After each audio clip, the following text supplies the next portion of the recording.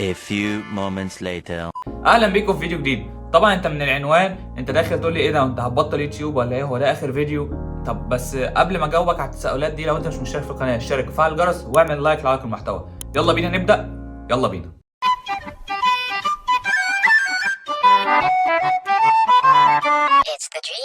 ما تتخضش يا حبيبي، بما انك كنت خايف اني ابطل فيديوهات عشانك انت بس، الفيديو ده اخر فيديو في 2022، لكن مستمرين كالعاده باذن الله. انتم كنتم جنبي طول المشوار، بدانا الحكايه مع بعض ومكملين مع بعض، كان لازم اطلع اعرفكم احنا حققنا ايه سوا، ومن الجانب الثاني هنجاوب على شويه اسئله انتوا كنتوا سالتوها لي على الانستجرام. طبعا بسيب في كل فيديو لينك الانستجرام في الديسكربشن، لو انت حابب تخش تعمل فولو او انت عايز تبعت اي حاجه هتلاقي اللينك تحت في الديسكربشن. الحقيقه بدايتنا كانت من زمان جدا، تقريبا كانت من 2018، بس كان بعدم انتظام وبمحتوى لا يصلح للعرض. وطبعا هتلاقوا ان اغلبيه المحتوى من اول 2018 تقريبا لحد 2019 2020 الكلام ده مش موجود. الكلام ده انا محتفظ بيه لنفسي، عشان كل ما اجي احس ان انا ما بتطورش اتفرج على الفيديوهات دي واحس بفرق شاسع جدا جدا جدا، من ايام الموبايل ابو 5 ميجا بكسل لحد ما بقينا دلوقتي بنصور وبنعزل لكم الخلفيه. احنا بدانا ننتظم من شهر 2 2021، وكنا بدانا بفيلم قصير كان اسمه بينوكيو. السنه دي احنا قدمنا فيها 22 شورتس، قدمنا فيها 8 فيديو ميوزك، قدمنا فيها 48 فيديو ما بين ثقافي، ما بين الرساله، ما بين حكاوي، ما بين اسئله، ما بين افلام قصيره، وغيرهم كتير قوي من الانواع اللي احنا بنقدمها هنا على القناه، زي مواليد الالفينات او شخص سليم او القضيه الفلسطينيه او ما تفتحش الفيديو ده، او حتى زي بعض الافلام القصيره زي مش عارف، حكاوي مثلا زي ناسا، زي قضيه القتل اللي حصلت.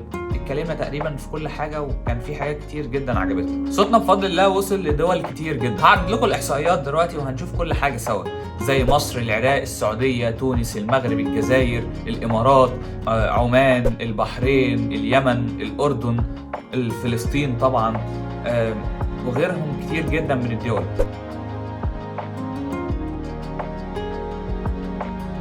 بجد من كل قلبي بشكر كل واحد بيتابعني وبيدعمني لحد النهارده، لانك كنت سبب ان في بني ادم يشوف فيديوهاتي من مكان انا عمري ما كنت احلم ان هو يشوف الفيديو ده.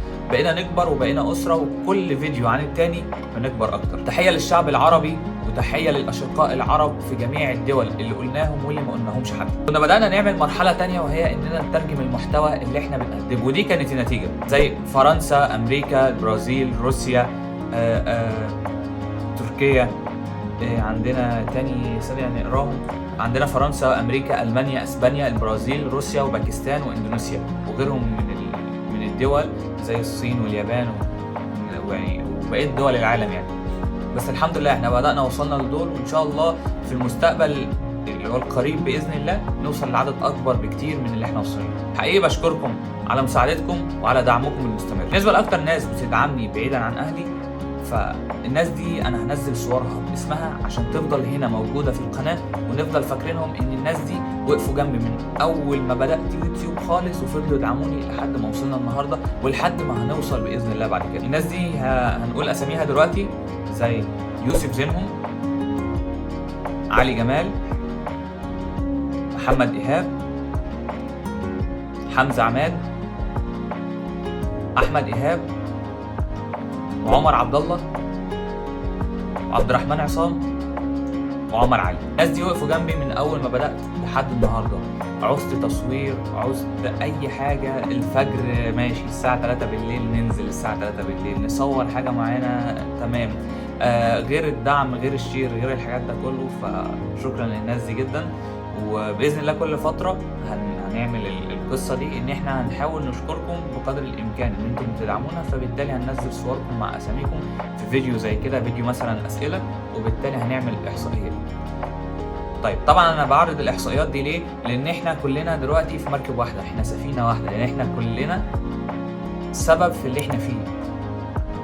انا بقدم محتوى وانتوا بتدعموني، فبالتالي المركبه ماشيه. نيجي بقى للمهم، احنا باذن الله هنفضل ماشيين بنفس الريتم، اللي هو فيديو كل اسبوع، اللي هو كل يوم جمعه باذن الله بيبقى فيه فيديو. هننوع في المحتوى باذن الله، والمفاجاه بقى واللي انا كنت معلن عنها على الانستجرام من فتره، بس انت مش متابعني على الانستجرام عشان كده مش عارف، ان كان هيبقى في تعاون جديد هيحصل. والحقيقه ان احنا دلوقتي بقينا تيم مكون من 3 افراد، فان شاء الله التعاون ده يكون فتحة خير علينا كلنا، ويكون نقدم لكم بسبب التعاون ده حاجات تليق بيكم وحاجات تكون كويسة في نفس الوقت، ونقدم رسالتنا الهادفة مع شوية تنوع في المحتوى على هادف، على هنحاول ننوع بقدر الإمكان. فالشباب اللي معايا في التيم نشد حيلنا كده كويس. حلو، هتلاقوا لينك الانستجرام بتاع كل واحد من التيم هتلاقوه تحت في الديسكربشن. الانستجرام بتاعي موجود في الديسكربشن تحت، لو انت عندك فكرة عندك أي حاجة خش ابعت لي عليه وهتلاقيني برد عليك وهنتواصل.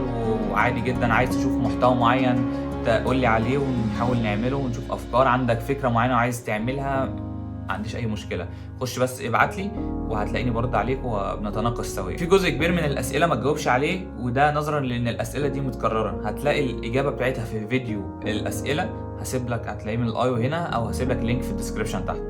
فيلا بينا نبدا بالاسئله اللي مش مكرره. فيلا بينا. معانا اول سؤال: ايه احسن دولة الواحد يسافر لها عشان يعمل فلوس؟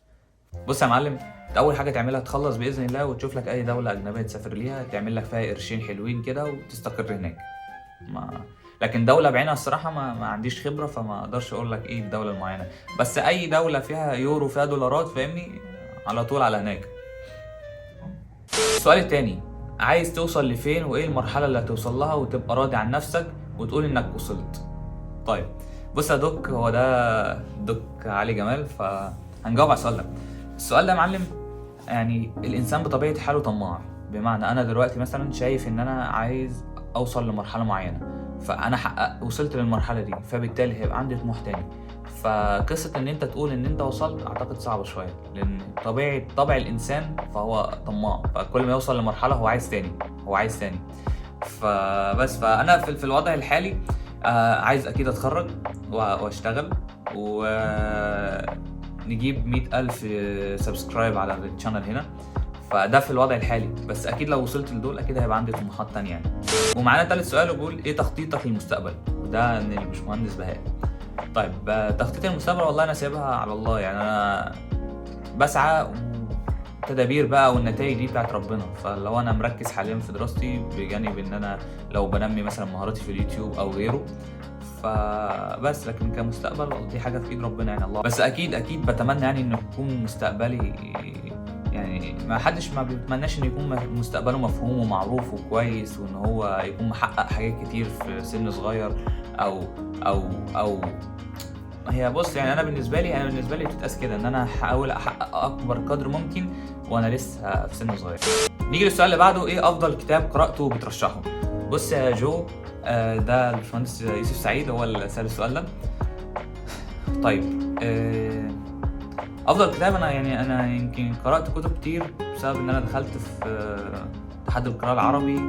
فهحكي لكم موقف في الموضوع ده. كنت داخل اتحاد القراءه العربي، فالمهم انا خلصت، المفروض انت كنت بتقرا 50 كتاب وكده، فخلصت ال 50 كتاب. فجيت قبل المسابقه بشهرين، فجاي بقى بسلم الكتب للميس وكده، فلقيتها بتقول الكتب اتغيرت. يعني ايه؟ يعني انت مثلا في فئه معينه فليك كتب تقراها بعدد ورق معين.